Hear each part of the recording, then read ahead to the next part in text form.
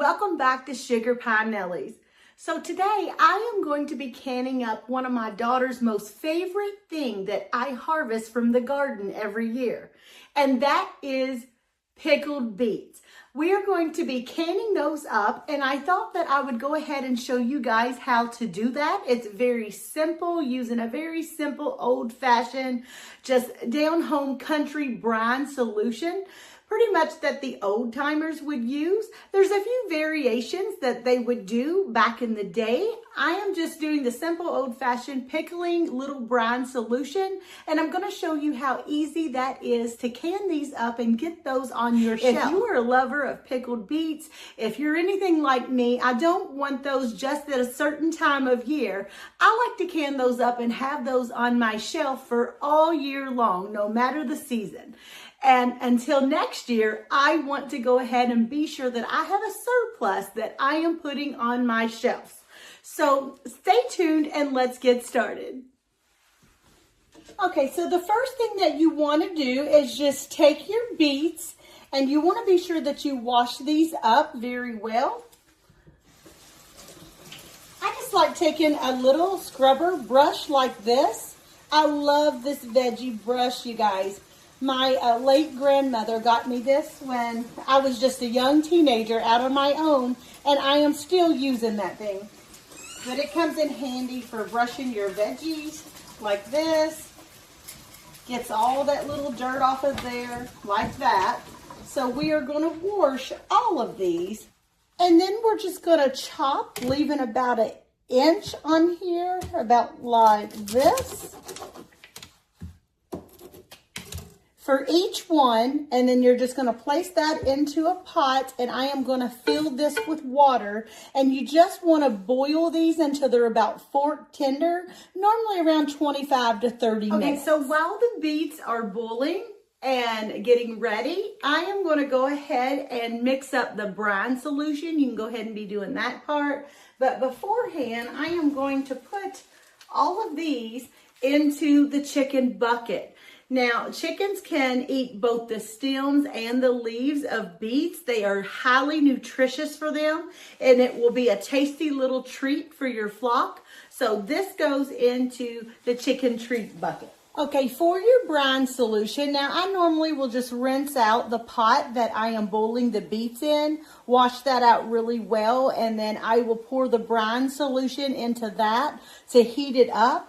But in the meantime, I go ahead and just mix it up in something like a big measuring cup. You could use a bowl, whatever. And go ahead and have that ready. And all I got to do is pour it in there and heat it. So the first thing that you're going to need is 2 cups of white vinegar.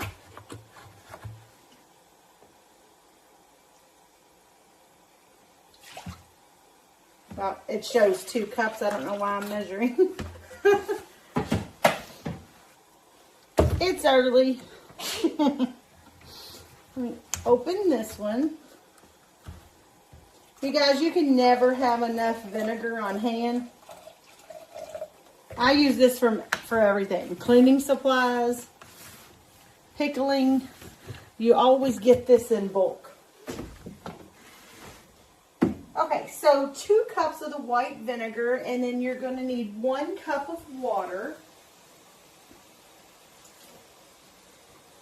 Half a cup.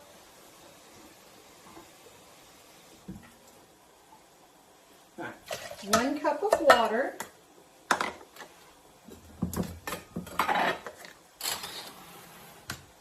And then you need 1 cup of sugar. This is just the easy old-fashioned way of doing this. Now, a lot of old-timers will add things to their beets, such as cinnamon sticks. You can add cloves. A lot of them love pickled onions, so on top of the beets in the jar, they would layer some onions to go ahead and pickle in with those. That is totally your choice. I do normally put a few of the onions on top of maybe a few of the jars. And my daughter likes the plain pickled beets, so normally I'll just do that. Then you need 1 tablespoon of pickling salt. I normally use the pickling and canning sea salt. You can get that. It's by Caravel Gourmet. You can order this on Amazon. So just a tablespoon of that.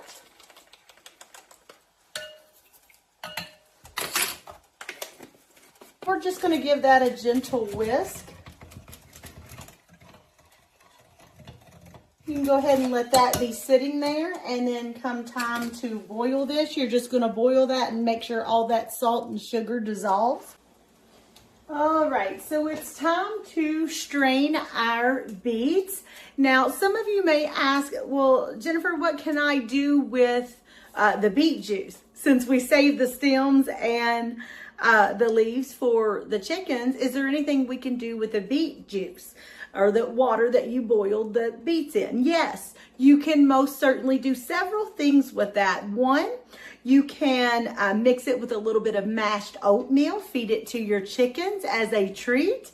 Or you could save it. If you make your own little seed packets, greeting cards, anything like that. If you like dyeing cheesecloths for the beautiful colors, you can use it as a stain and it will dye those beautifully, that little pinkish color. There is so much you can do with that. You can also let this cool completely, and you can pour this. It's a little bit of a boost of potassium. You can pour it around established plants, or you can pour it right directly into your compost bin, but you do need to make sure that it is completely cool before doing so.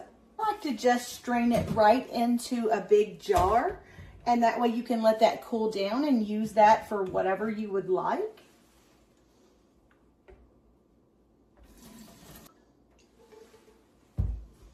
So I'm just going to let those sit there. We're going to add our brine solution.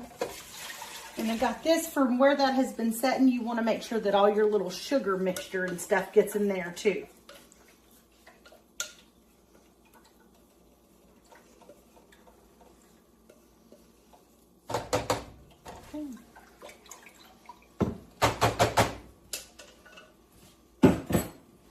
Okay, and while this is getting hot, the next thing that we want to do is slice our beets for our jars.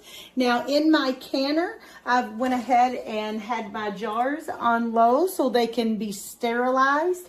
I like to do that ahead of time and just let that sit there on around low, medium heat, and let that sit there the whole entire time that you're making anything to can, and that way they are hot, sterilized, and ready come time.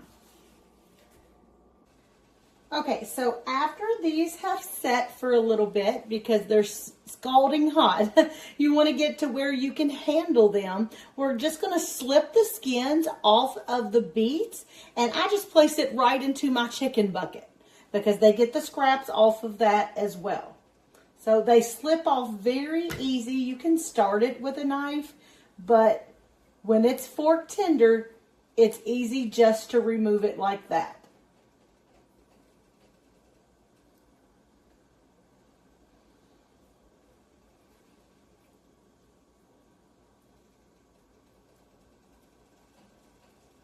This one is still a little hot.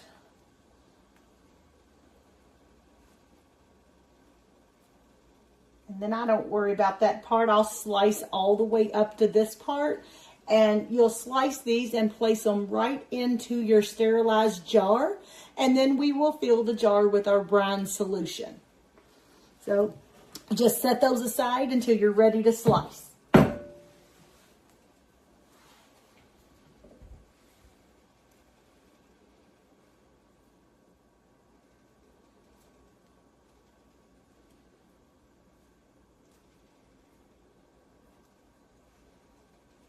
Just like so.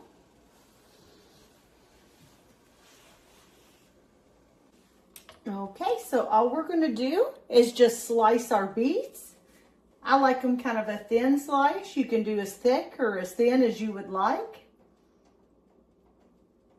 And you just slice them right into your jars. Now, this is just a small batch that I thought that I would do up for my daughter. You can do this all at once in your garden. I just like taking the first few little stragglers and maybe the smaller ones, kind of like this, that was growing beside another one, and you need to thin those out. I go ahead and harvest those first. It's one of the first things that we harvest from our garden, but I will harvest those first and kind of get them out of the way. And those small ones, instead of throwing them out, I go ahead and just pickle them up. There's no sense in letting that go to waste. So you just slice those right into your jar. You want to leave about a 1/2 inch headspace there at the top. And then if you are using onions, you'll want to be sure, a cinnamon stick or anything like that, you want to make sure that you leave room for that. Go ahead and have those in your jar.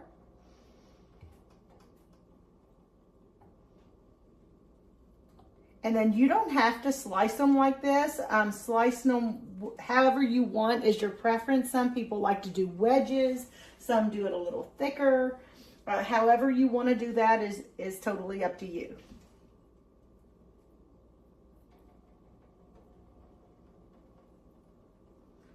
But see, this is going to make probably, even just off of those little small ones and things, that's going to make probably about 3 jars, maybe an extra. And those is the ones that where you drop an extra seed and like an extra will start growing. And you're supposed to thin those out anyway because beets need lots of room. So if you go ahead and thin those out, let them grow a bit, you'll get just a few extra jars of beets off of those. Here in Kentucky, Zone 6, we typically harvest our beets at the end of May, around the first couple of weeks of June. So these few scragglers, I like to call them, you go ahead and get those right around, it's about the 3rd week of May, and then go ahead and just leave the other ones out there growing and getting larger. And then go get those around the 1st week of June. So yeah, I got 3 jars out of that. And then all you want to do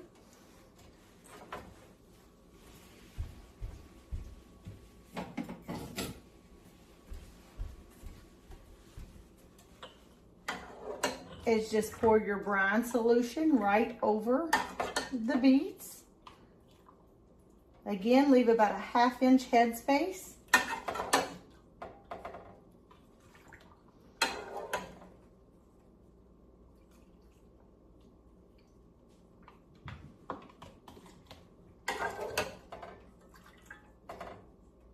If you were to have any extra of this brine solution, you can store this in a mason jar in your fridge. So you will have that on hand when you go to can up some more. I like to make sure everything's covered. I dip this in the hot canner.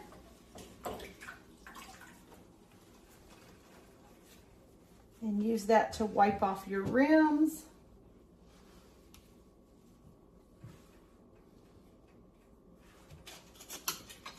And then put your lids on about fingertip tight and right into the canner.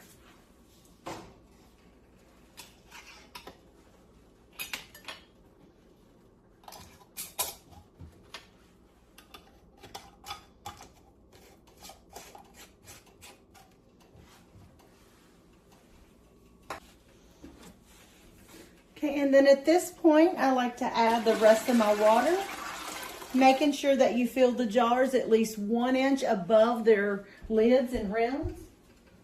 Now I like to go ahead and turn up my heat so this can go ahead and be reaching a boil before I even put the lid on.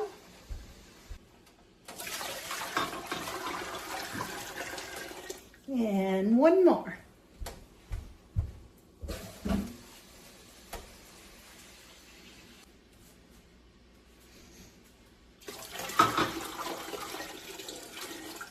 Perfect. All right, we make sure that's on high. Place on your lid. And we'll wait till the steam comes out before we start counting down. And then pints is around 30 minutes. This is a little bit smaller than pints, of course. These are like the little half pints. So around 25 to 30 minutes on this is the processing time.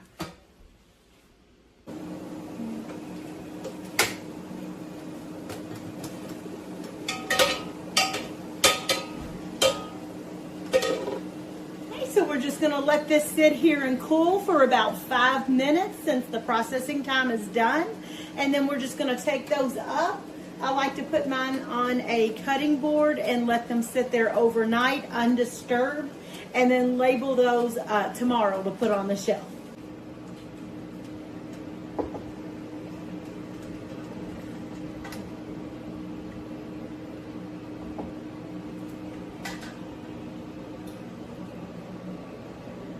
Okay, so on your beets, the longer that you let those sit on the shelf before opening, the better the flavor.